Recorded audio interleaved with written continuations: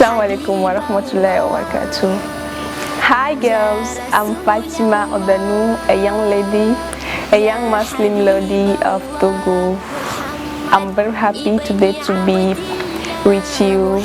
I would like to give you my story with that thing that most people are not proud of it, but me, it's a very joy for me. I can't tell the joy that I have here for that thing, but just Allah can prove it for me. Thank you.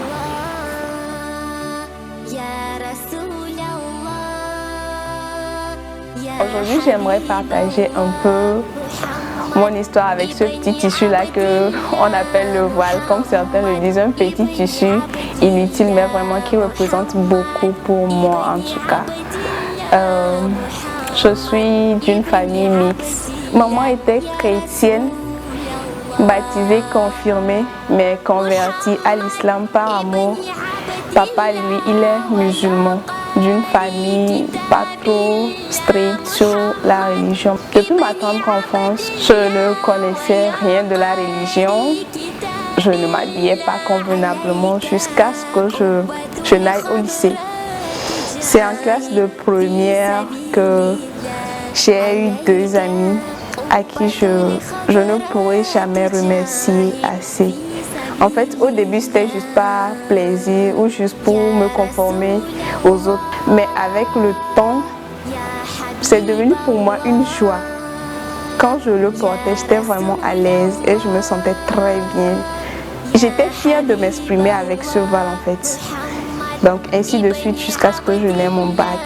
C'est une fois ici, avec le fait de côtoyer les groupes de jeunes filles musulmanes, les associations islamiques.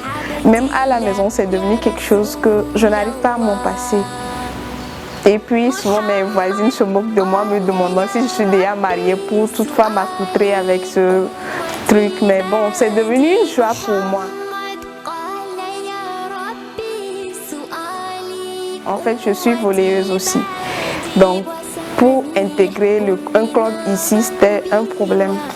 Le coach a voulu que je laisse tomber le voile parce que avec le voile, il ne pouvait pas m'accepter dans son club. Mais je l'ai fait savoir que sans ce voile, je ne pourrais pas jouer. Certes, dans les années antérieures, je l'ai fait. Mais maintenant, je ne pense plus pouvoir y arriver sans cela. J'ai fait au moins 3 à 4 mois en allant juste m'entraîner avec le club comme une simple inconnue. Mais avec le temps, quand il a vu vraiment que le voile ne m'empêchait pas de m'exercer, il était obligé de m'accepter. Et aujourd'hui, je fais partie des meilleures joueuses du club.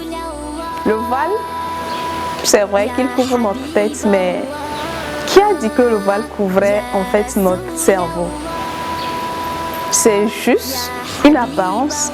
Je ne suis pas du tout nulle parce que j'ai porté du voile, non.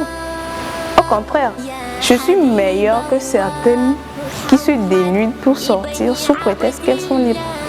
En fait, le voile, ce n'est pas une obligation du genre. On ne nous force pas, c'est une recommandation.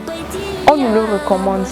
Et à un moment donné, quand tu as l'amour de la chose, tu comprends vraiment que la recommandation, c'est juste en début. Sinon, quand tu t'y donnes à la chose vraiment, au fil du temps, ça devient pour toi une joie.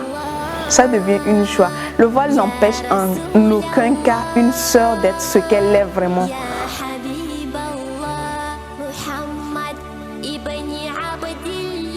Aujourd'hui où je suis, si je vais donner un conseil à une amie, je lui dirais que bon, en fait, je suis fière de ma vie. Je m'affirme au fait avec ce voile. Mon voile, ma liberté.